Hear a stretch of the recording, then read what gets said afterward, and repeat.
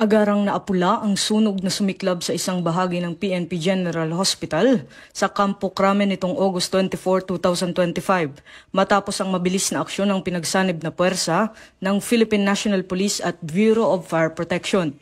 Batay sa ulat, nagsimula ang sunog dakong 10:05 ng gabi sa loob ng PNP-GH compound sa pagitan ng Specialty Ward at Neonatal Intensive Care Unit. Agad namang rumisponde ang Base Fire Section Emergency Team sa pangunguna ni Police Lieutenant Wally Okde kasama ang mga tauhan ng Bureau of Fire Protection Quezon City Fire Department.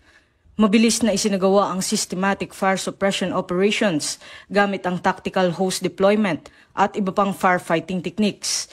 Bandang alas 10:50 ng gabi, idineklarang under control ang sunog at alas 11:19 naman ng gabi ay tuluyang idineklarang fire out ni Fire Inspector Mary Grace Peralta.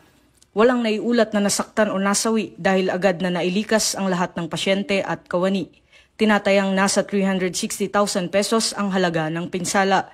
Lumabas sa paunang investigasyon ng BFP na ang sunog ay nagmula sa kisame ng nurses' call room. Personal na tumutok si PNP Chief Police General Nicolas Torre III upang tiyakin ang kaligtasan ng lahat. Samantala tiniyak ng BFP at PNP na mananatiling mataas ang antas ng kahandaan laban sa ganitong uri ng insidente.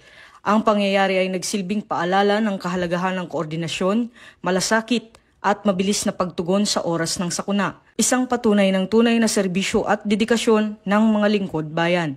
Pinapaalalahanan naman ng publiko at lahat ng tanggapan na tiyakin ang maayos na kondisyon ng mga fire safety equipment tulad ng smoke detectors, fire alarms at fire extinguishers upang maging epektibo sa oras ng pangangailangan. Ang pagiging handa at maagap ay susi upang makaiwas sa kapahamakan at mapanatili ang kaligtasan ng lahat.